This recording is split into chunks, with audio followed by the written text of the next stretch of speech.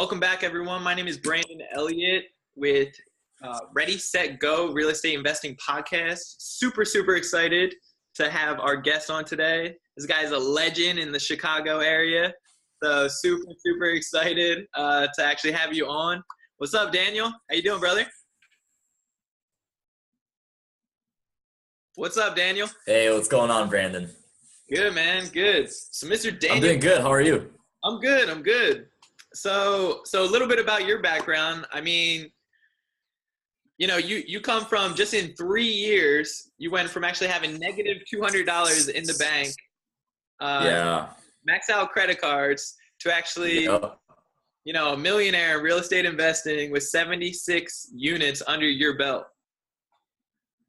I love that. Can you just go 76 units, man? Yeah. Could you just dive a little bit deeper into that? Yeah. So, it's it seems like just yesterday, man, that I was, I remember, well, let me tell you the story. Kind of what started it all, I guess. I remember I was 20. Yeah, I was 20 at the time. I was a sophomore in college. At the time I was currently majoring in history and philosophy before I changed over to business and finance. But I remember this was around kind of like the springtime, and at this point, my brother and I were actually we owned a company. We owned a DJ company. My brother Sam, and I remember we went to like a private Christian school. So like one of the rules was you can't dance. That's honestly one of the rules. Like, it was a very conservative school, right? Yeah. So my brother and I were like, man, like, we should just hold a dance like that's outside of campus.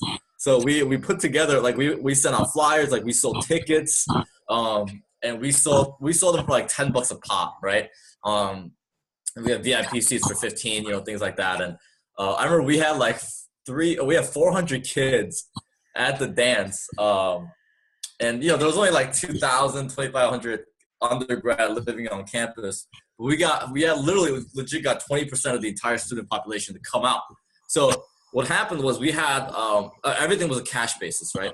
So we had, cash sitting in a safe and things like that. And I remember one day, I thought, because this was before I knew what overdraft fees were, right? And I had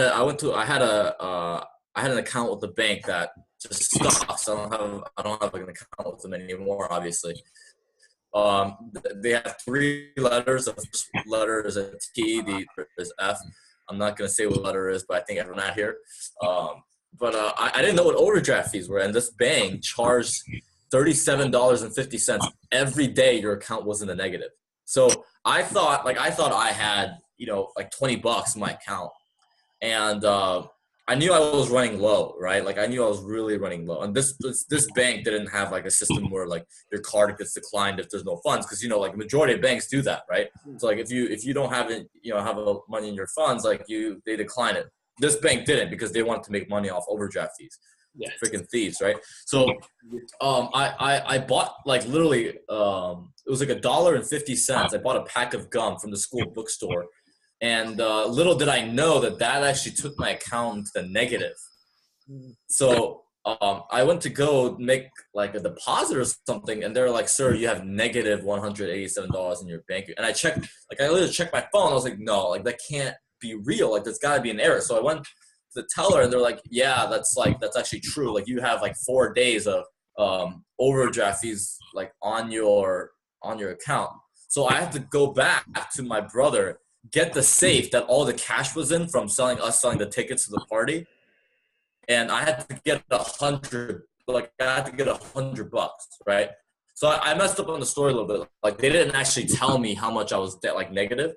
So they just told me like, "Sir, you're negative," right? So I was like, okay, great. So I went back, I got $100 from the safe, and I was like, dude, like I'll find some way to pay you back, like some way to pay the company back, like. But like if I like let this keep going, like they're gonna keep taking $37.50 like every day at 5 p.m. when the bank closes. Yeah. So I went back and got $100, and I made the deposit, and they were like, "Sir, you're still negative $87.65." And I was like, "Oh my gosh, like you gotta be like no." So I had to call my brother again drive back, get another $100, go to the bank and deposit that, and then that's what made it positive. And then I went to school like an hour away from home, and every weekend I would go home, like kind of during those times. And I remember driving home. It was an hour and a half drive, and I just like cried.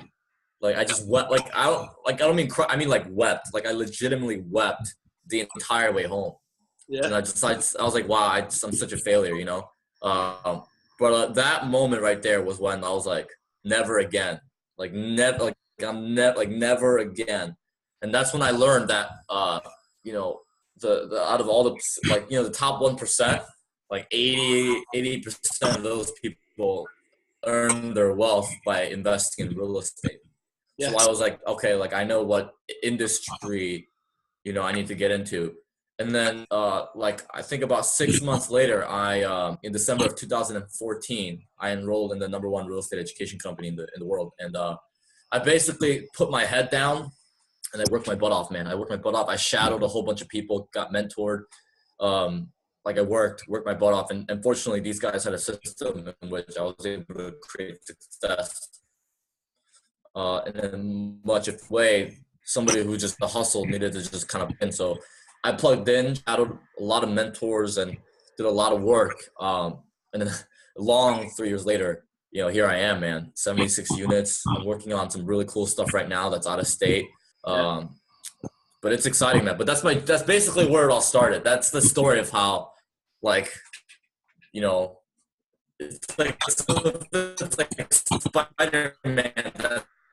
That's where Spider bit me, right? Like, Yeah. right. That's the story. Yeah, I mean, usually we all need something that really that kicks our butt and puts us into gear. And I feel like you're a little hard on yourself with just -200, because I know plenty of people that have, you know, the banks take advantage of that. But you know, I like your standards. You know, something like $200 negative, you just told yourself never again, and I think that's awesome. So when you started doing your education, you know, you went full time into the education. Yeah. So fortunately for me, I was I was making income as a musician on the side, actually. Oh, okay. So I basically just lived like dirt for like 2 years. My first 2 years in the company, I lived like dirt, like literally dirt. Like, you know, it's like some days I didn't go without eating, like, you know, running on really low funds, just living like as thin as I possibly could. And that was my first 2 years, and I literally just went full time. So I wasn't full time because I was still a student. Like I was still really busy doing other stuff, but like whenever I could find time, I would invest in myself and, you know, watch these classes and really take things seriously. You know, every Thursday night I gave up that day just so I could drive up to, you know, this community and learn. And it paid me well, man. And it was a huge sacrifice. Like how big of a sacrifice it was, because in my private university, Thursday nights were the only nights where guys were allowed to go into girls' dorms and girls were allowed to go into guys' dorms. Like that was the only night, right? If you were an underclassman. So like for me to give up my Thursday night was to literally give up any chance of hanging out with a girl. Yeah. But I did it. I did it because I was like, man, like never again. Yeah. You know. I love that. That's awesome. So if you don't mind, what was the education? If you don't mind shouting out the name? Yeah. Yeah, so the education company was, the name of the education company is Renatus. Okay, yeah, cool. So Renatus. I've been a student there for 3 years now. And now obviously I'm one of like the biggest, not the biggest, you know, I shouldn't say that, but I'm a success story, right? Like I'm one of the success stories. Yeah. That the company has to offer. Cool. So let's talk about your first deal. You know, how long since you started doing your education till you actually got that first deal, and what did that actually look like? So everyone's like, I want to do a deal fast, right? Like, and here's the thing, like I started out raising a lot of money. So like 18 months in, I got really good at raising money and things like that, because I mean, it's important, right? So like last 8 months, I raised $6 million. And so a lot of people ask me like, Daniel, how do I get good at raising money? Like, how can I raise money like you? And I always found that question to be a little interesting because like the raising money part, that's the easy part. Like actually having the conversation with people, that's easy. The hard part is before, like what you're going to do to prepare, right? To do it. And the after part where you actually have to deliver once the money is given to you. Like it's crazy because so many people are fixated on raising the money. They're not fixated on how good they are with that money. Right. Like, so they don't take time to invest in themselves. They don't take time to shadow people, analyze deals. Like, I didn't do my first deal until 2 years in. Right. So that was literally 2 years of eating dirt, like studying my butt off every single day, analyzing deals, shadowing people. And then I was ready, which is why I think I've been able to create so much success in such a short span of time. Yeah. Because I built such a solid foundation. So my first deal was a 19-unit deal. So that was a 19 unit. It was a combination of duplexes and single family houses. And I've sold all of at this point except like 4. And I have 4 houses that are paid off, almost paid off. So that's 4 out of my 76. So that was a package deal from a seller? Yeah, it was a portfolio. Yeah. Okay, cool. So do you mind jumping into the numbers of that? Like what it looked like? I know you. Oh yeah. You've raised all the money to actually get all the financing for all your projects? Yeah, so that was a long time ago. So I set up an owner financing situation. It was a 20-year amortization. We put, I think we put like 10% down, right? Like 10 or 15% down. And then we 6% interest, right? And the entire portfolio was around $800,000 or $900,000. So that was the entire portfolio. So it was in a place called Kankakee, Illinois. And it was very it was very low income, right? Like high turnover rates, higher maintenance costs, and things like that. But it seems like ages ago, right? Just because like we've done so much since then. Yeah. My partners and I. But that was my first deal, man. And that's like first deal is always like your first girlfriend. Like you kind of, you know what I mean? Like it's like it's either. Like especially with real estate investing, it's usually a really bad experience. But for me, it was a great experience, and I think it was because I took so much, so much time into preparing myself. Okay, yeah, the foundation for sure. I like that. So let's talk about some learning curves. Like what kind of learning curves have you had along the way? Obviously, you spent plenty of time for shadowing the right people and really building down that foundation, but I'm sure there was still a couple, maybe learning curves that you could help other listeners out there. Yeah. So a lot of it was just humility. And like, let me put that in the right perspective because people think that humility is the opposite of arrogance. It's actually not. Humility is the failure to understand that the knowledge that you will need to success is not within. It's actually on the outside. And actually what you have within is a rather a vehicle of success rather than the actual answer. So like it's almost like people don't give themselves enough credit, but they also give themselves too much credit in different ways. Like for me, my biggest learning curve was not knowing when was a good time to do my first deal, right? So like I was like, okay, how can I fix that? So I did my first deal partnering with my mentor, right? So that was my first deal. I partnered up with my mentor. He got equity. I got equity. And I did a lot of the legwork, right? Because like, I was like, all right, well, like, I mean, he's, protecting a lot of my downside because he has all this experience and he has a bit of a net worth. So like, I got to put in the legwork and all the work to be able to kind of make that up, right? Like kind of contrast that, bring value to the table. So fortunately for me, like I tell people all the time, it's just like, if you work with multitudes of mentors, right? Like you're learning, like you won't have much of a learning curve, right? Like, there's as long as you're coachable, right? Like the only reason why so many people would have so many learning curves is because they're not coachable, right? That or they haven't found the right people to be able to guide them through the journey. So like it's such an interesting phenomenon, right? Because it's almost like people, like there are a lot of people that just don't have the right mindset to learn real estate. Like they don't have the right mindset for business.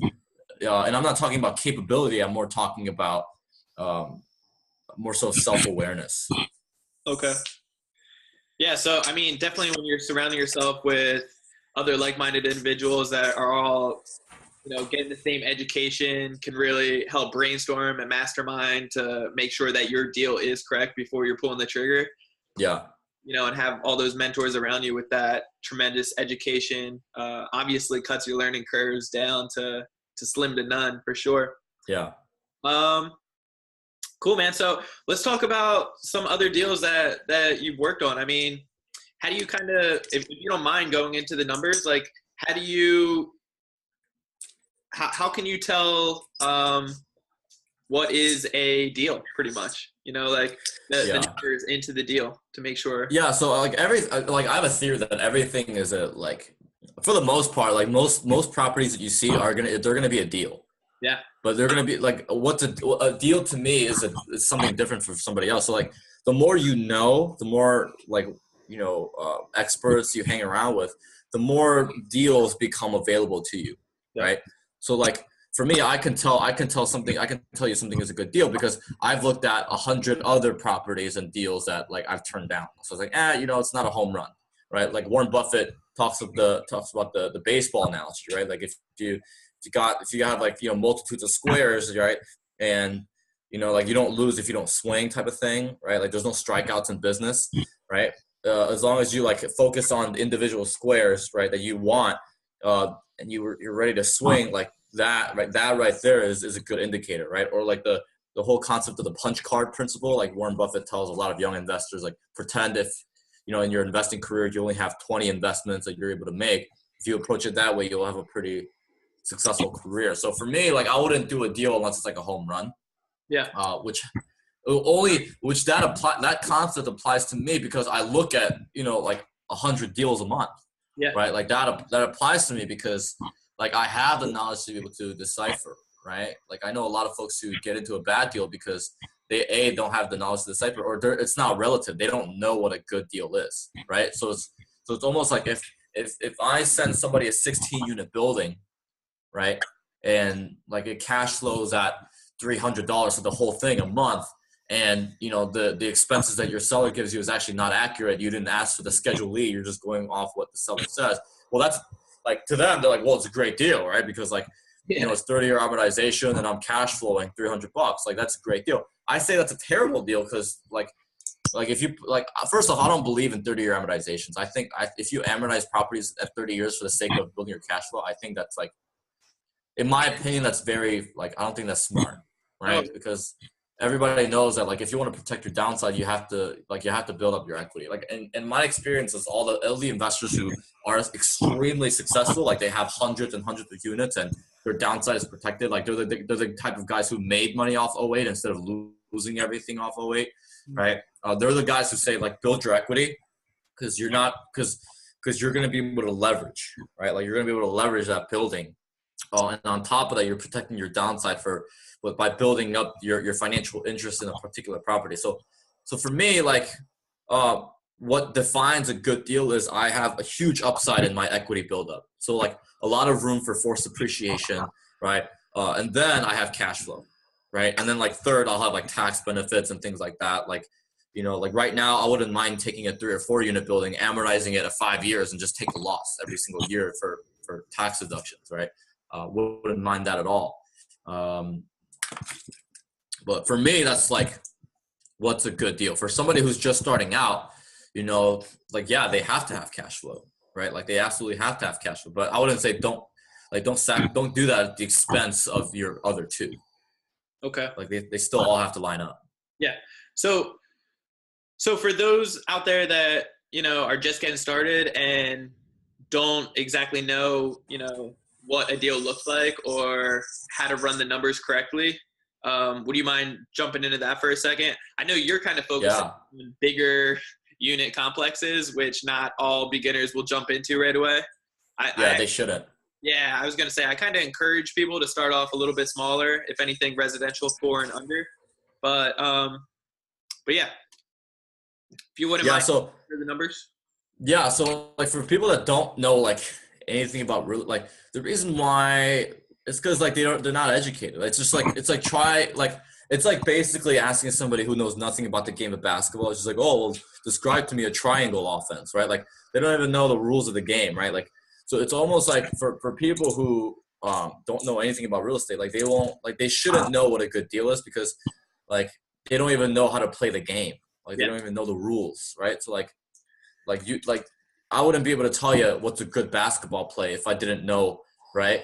If I didn't know the rules, right? Like if I didn't know the rules and I tried telling you what's a good basketball play, I would just say, all right, so you're just going to give the ball to the biggest guy and the 4 guys are going to protect that one big guy. And that big guy is just going to run and then he's going to tackle all the other players. And then he's just going to literally lower the rim and just like put the ball in the, right? Like, but that violates so many different rules of basketball, right? So in basketball, you get a whistle by the ref. In real estate, you lose a lot of money. Right? Yeah. You don't know the rules of the game. You lose, and I've seen people lose millions, or you get a little friendly call from either the IRS, B, the Security Exchange Commission, or C, some other government agency that you violated something, right? So like, I would say to those people who like they don't know how to run numbers, they don't know what a good deal is. The reason why you don't know it is because you're not educated, right? Like get educated, right? Like read books, listen to podcasts, like enroll in a real estate education company. Like my mentor told me the day one of me being enrolled, or like before that when I was kind of like skeptical of it, my mentor was like, dude, like you got 2 options, man, and there's no third option. Like everybody does one or the other, right? Like you're either going to pay for education or you're going to pay for ignorance, and the cost of ignorance is going to be significantly higher than the cost of education. That's good. Yeah, so true. For me personally, just going back to when you're talking about equity, I've actually heard that a few times recently. So kind of it strikes, with kind of my strategy that I'm working on right now. I'm leveraging as much money as possible so I can just constantly get more and also get a huge ROI. But it is something in the future, that I'll have to start preparing myself with like velocity banking pretty much to really start cutting that down. Cool. So what kind of projects are you working on right now? Yeah. So I'm like really excited because I got we're working on 6 portfolios right now in Illinois, and each portfolio has 30 units or more. But we're also right now I'm putting together a partnership that's planning on doing a lot of stuff in Indianapolis. We're looking at we're in talks with a 300 unit building right now. We got another building that's 170 units. So nice. Right now we're kind of in talks of we're in the middle of building that partnership, and I got a couple of really sharp guys that I'm really excited to do a lot of work with. So that's a lot of the stuff that excites me right now. But I don't know, like if you want to talk about something that really, really excites me, it's not actually what I'm doing, but who I'm becoming more as an investor, right? Like I'm more excited about the stuff that I'm learning, like who I'm becoming. Like I'm slowly becoming this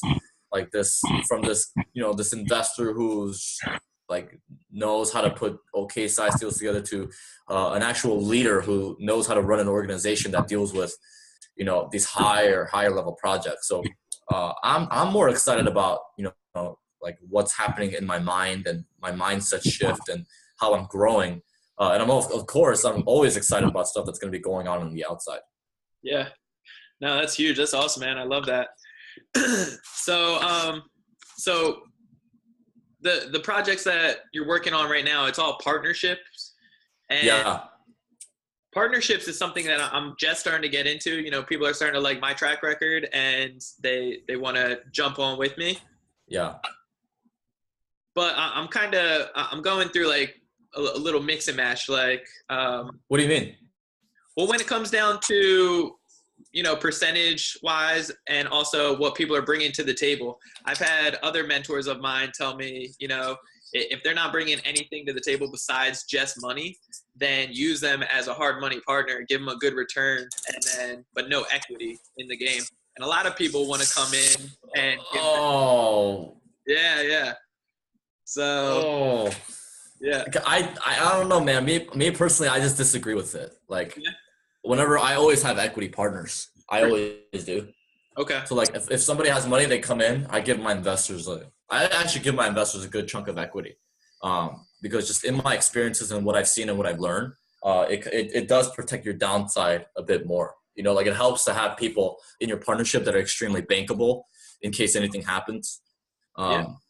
So like, I don't know, man, that's just my personal philosophy Okay. on it. But I love it, man, because like people want to do deals with me. And I, in terms of like people coming in, that with like skill, right? Like skill partners. Yeah. I have this philosophy of like, you're either A, you know as much as I do, or B, you know way more than I do and you're farther along. Like I don't do partnerships with people that I'm farther along than they are, because I find myself always having to do more work, like having to raise the money and having to do all this, and they're kind of just coasting on my skills. Like, you know what I mean? Like, Yeah.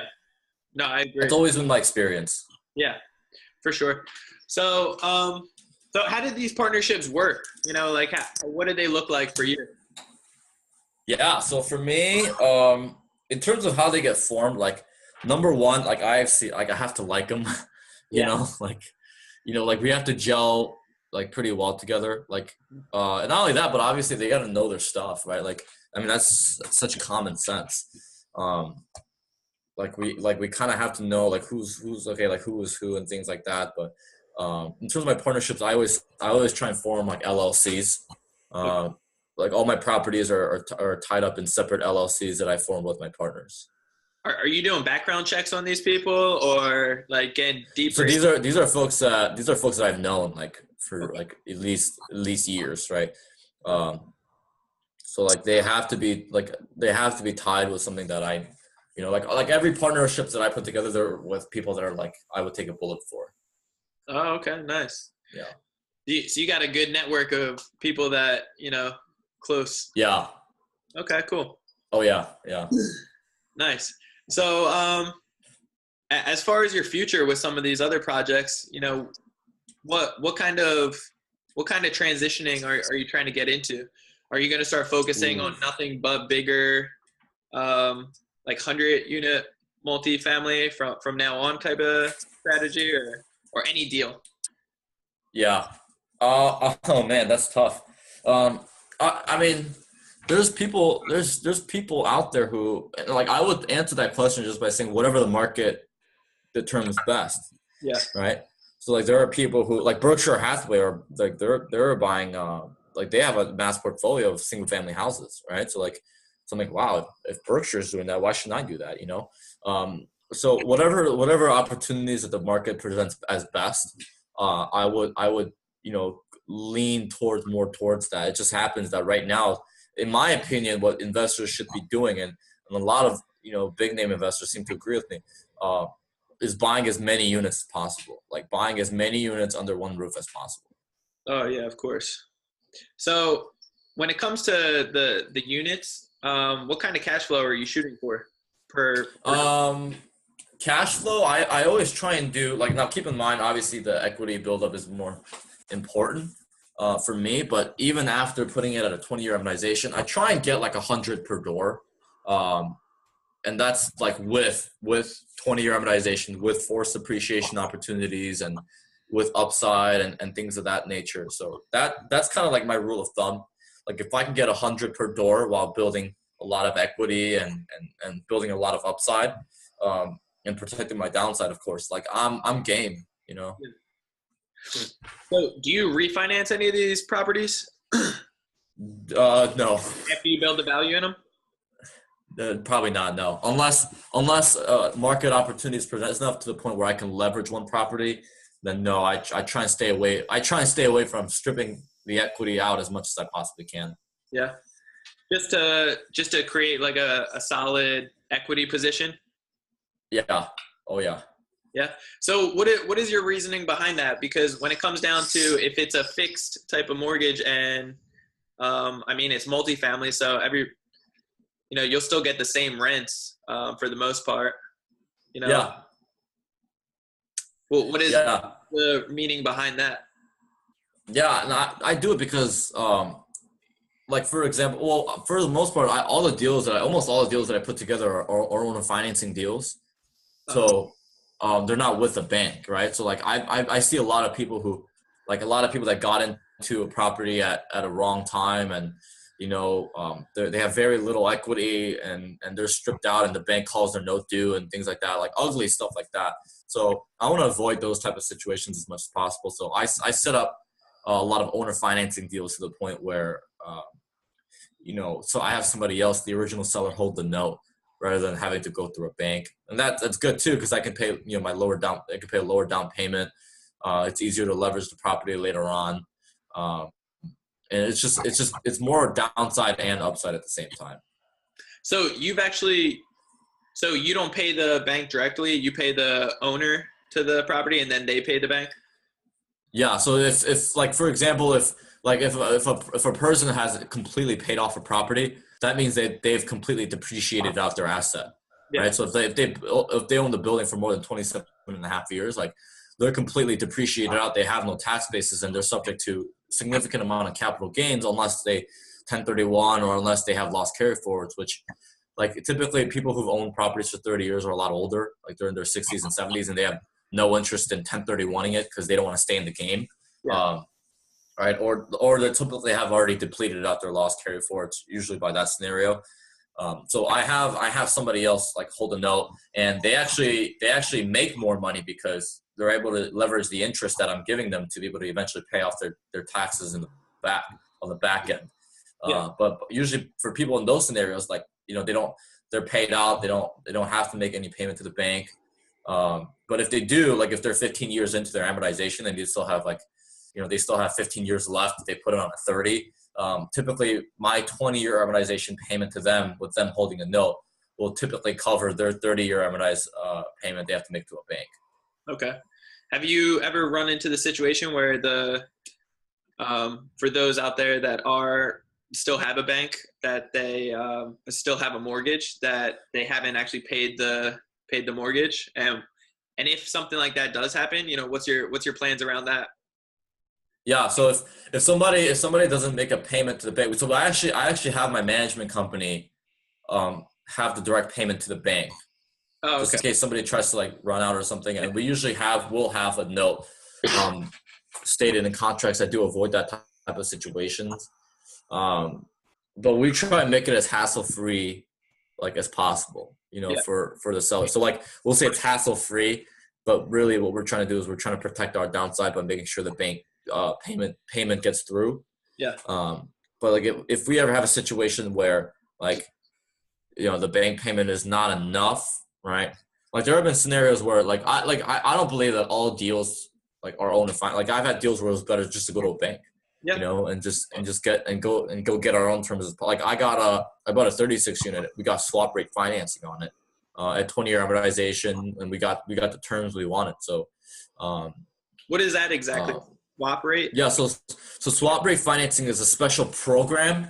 So it's like a special program. I don't know if you guys have it where you're at, but I know the bank that here, hold on, let me give you the actual, like, definition, because I know what it is, but, like, I want to give you the right, because we're on a podcast, right?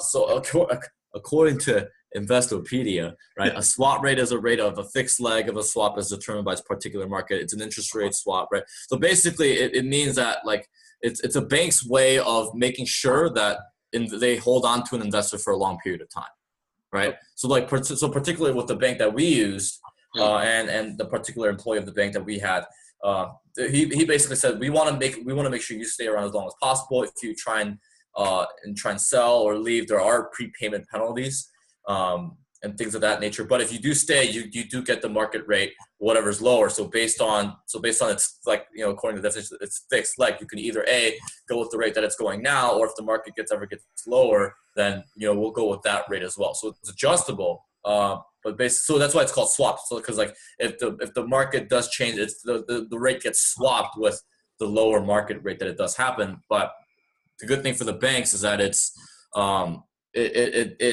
like, it's a way for them to keep their investors. Like, it's a way for them to have these big, like, giant apartment complexes on their asset sheet. And they give you a fixed rate kind of thing that whether the market jumps up, whatever's cheaper, they'll go with the cheaper one. Is that correct? Yeah, so they call it a benchmark rate. Like that's the proper term. They call it the benchmark rate for the future in terms of things. But that's like that was like another reason why we went through that route was because the seller didn't want to do owner financing. He was actually on his way to doing commercial real estate, like which is out of state. So he ended up 1031ing his equity position in the apartment complex. We ended up financing it at a swap rate type of spiel. So it wasn't, like, in my opinion, it wasn't the best thing that was available, but it was a way that that satisfied the seller, right? And also we were like, okay, we're okay with it because we're planning on holding this thing. So Yeah. So now this bank that you used, was this just like a small local bank? oh no, these guys are pretty big. Oh, really? Okay. Yeah. Okay. Yeah. And just going back a little bit, I know you brought up for a second the due on sale clause. It's pretty much in all, regular contracts with any bank that you use. Now, I've never actually run across anybody that has, been in that situation that the banks actually came after them for that. But I've heard that people actually, banks do it every once in a while. So has that ever happened to you, or do you know other people that? No. So that hasn't happened to me. Okay. Typically, I always try. So, like, to give you an example, the 36 unit that we bought, we actually went with the bank and the banker who the seller knew, right? So, like, the seller knew the guy, he financed it through them. So we worked with that bank to see what type of programs that they've had. But for the, like, it actually came to a point where we were actually thinking about Fannie Mae financing. Yeah. But no, me personally, it hasn't happened to me. Okay. Yeah. Nice. Okay. So when you're adding, like, what kind of things do you do to add value to some of your projects? Yeah. So I particularly target Class C apartment complexes that are below market rent. Okay. That way we could just do simple stuff like painting, carpet, things like that. Like I just bought a 24 unit building a couple months ago. That just got done being painted. But no, I look for things like that. So fortunately, I have a really strong management crew. So the management company that I do work with, it's actually run by one of my partners. So he has invested interest in it as well, to incentivize kind of. But no, the management crew that we got, management team is absolutely phenomenal. Okay. So because I have that, I'm able to target things of that nature. If I didn't have that as strong of a management crew, I would just target higher quality assets that I'm targeting now, and I wouldn't have any interest in any forced appreciation. I would just make money off the cash flow. Yeah. So as far as the management crew, is that like a nationwide type of thing? Because I know, are you just doing locally? Yeah. So right now we're in the works of making our management portable. One of the biggest challenges that we're having right now with out-of-state, agendas, out-of-state, projects, is how do we vet on-site managers? Because with some of these big buildings, we will need an on-site manager, especially if you're looking at 107 unit building. You'll absolutely need an on-site manager. So our thing is how do we vet those property managers, and on top of that, what are going to be some avenues in which we'll be able to add and control a lot of the way the operations are done, right? So that's one of our biggest challenges right now. We're working through it. Like, it's still a work in progress, but that's if we can get that resolved, that's a long-term benefit for us. Okay. Yeah, of course. Yeah, I like that. So I guess just going into leads, how are you getting some of these leads that are coming around? So I still do this to this day. I'll actually drive around and just call for rent signs, and ask the sellers if they want to sell. My management crew, like, they have a big yellow sign that they post all over towns. A lot of it is through social media. Like, obviously, my brother and I have a bit of a brand, Yeah. so we'll get messages all the time from people who want to sell us their property or people who want to invest. Like, for me, like, I'm at the point now where I have a waiting list of people that want to invest in my properties. Yeah. Like, I have like 20, 30 people that are literally like, hey man, when's the next deal? I want to invest. And that's like also how you know like you're treating people right and you're doing a good job. You know, everyone's getting their money and also profit and things like that. So that's a good indicator for me. But I use all sorts of things like social media. We have a virtual assistant that will research, scour the Craigslist world. You know, so we, so it's a lot of it is creative, but a lot of it is also old fashioned. Like I think people will be surprised how well old fashioned can get you, how far it can get you. Of course. Yeah. So driving for dollars and putting up the bandit signs pretty much, as well as just your personal branding that's coming around. That's huge. That's cool. Yeah. So like you were saying, you got a waiting list now. Have you thought about going in the direction of starting up like a syndication? So like maybe are you talking about like a PPM or like a hedge fund or? Yeah, exactly. I thought about it, and that's actually kind of the direction we're going towards now. You know, we're starting some bigger projects, and we're starting to realize that we're gonna have to start putting some funds together. So right now, I'm doing my research on, you know, SEC codes and violations. I just bought a business law textbook that's like this thick, and I'm kind of going through it right now and trying to read up on what are the do's and don'ts, and for that reason, I also have 2 attorneys on this big partnerships just to make sure like I'm covered, you know. Yeah, for sure. So as far as, you know, obviously you're a busy guy, just like a lot of people these days, that everybody stays very busy. How are, you know, what are you doing in your spare time? Obviously your passion and heart is all surrounded by real estate, but yeah, you know, time management is such an important thing, as well as, you know, having a well-balanced life. So, you know, do you have like a morning routine or a nighttime routine? Well, the first thing I'll do is like I always hit the gym. Yeah. Cause like I don't ever want to grow up and just be like, man, I didn't enjoy my 20s. You know, like obviously I want to have fun. So sure. Like here and there, I'll go skiing. Like I'll go, you know, have fun, like get away with some people or things like that. But in my spare time, like I at the gym, I play basketball with friends. Like I read, just like kind of what any other, you know, person in their 20s would do. But I guess I'm blessed, right, to have been able to find opportunities like this at such a young age. Because, you know, there's people in my real estate investing community who are like, man, I wish I found this place out, like even when I was 30 and you found this place when you were 20. So like take advantage of it. And I'm like, yeah, man, absolutely. Like, yeah, you know, I know what I have here is significant. Yeah, that's awesome, man. Yeah, man, I love it. I just love it. Everything you guys are doing, the personal branding is just tremendous. All the education you guys have behind you, and you know the path you guys are going in. I think it's huge. It's pretty cool. Thank you, man. I appreciate it. I like what you're using, man. I see some stuff on Facebook and this podcast. It's dope. Yeah, I appreciate you, brother. Cool. So, do you have any like final words that you know would be beneficial to any of the listeners out there? Yeah, I would always say focus on your mind, focus on your mindset, the way you're thinking. Never hesitate to invest in yourself, because trust me, it matters. Like so many people are focused on raising money, putting deals together, and they never question the integrity, the efficiency of their own mind. And those are the people, like the people whose number one priority is to focus on their mindset, how they're growing, and having the right people around them. Those are the people that win, like the win long term and short term. The people who, you know, are focusing on just putting deals together and raising money and focusing on the external results. They're the people who win now. It's great because the market's going up, but all of a sudden when a correction happens, they're the ones that lose everything. Yeah, no, you're so right. That's funny. Yeah. So how can we actually pour back into you, add value to you by any means? Yeah. The best way you can make me a happy man is subscribe to this podcast and share it with all your friends. Yeah. Okay, cool. I appreciate you, brother.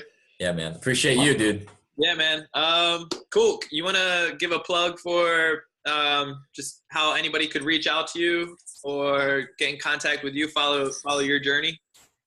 Yeah, man. So obviously we have the website, thekwakbrothers.com. Kwak is spelled Kwak. But also feel free to follow me on Instagram, right? My name is Daniel Kwak, DANIEL KWAK. Yes. So yeah, follow me on Instagram, and I love connecting with people. Like everybody's got their own unique story, and everybody's got something to share. And I try and learn from everybody as much as possible. Like I strive every day to be a better student than I was yesterday. And at the end of the day, that's all I am, man. I'm just a student, and I try to learn from anybody. So the more people I can connect with, that's like the best way to to do it. Oh yeah. Yeah. I appreciate that. That's some real good stuff. It all comes down to your network of influence, Yeah. People you're surrounding yourself with, will end up turning into your network. So I really love that. That's right. Cool, brother. Well, I appreciate you so much. I know when it comes down to making money, we can all make money. And if we lose that, we can always get it back, but we can never get back time. So I definitely, truly appreciate you taking out your time to do this and giving back. Of course, man. Thank you. Thanks for inviting me, dude. I'm honored. Of course. All right, guys. My name is Brandon Elliott. This is Mr. Daniel Kwak, and you can reach me at BrandonElliottInvestments.com or my email, BrandonElliottInvestments@gmail.com. If you guys could please like this, leave a review, any comments, and share it to any of your friends, family, anybody that's interested in learning real estate investing. This is what we're here for. So I appreciate you guys. Till next time, thank you all, and God bless.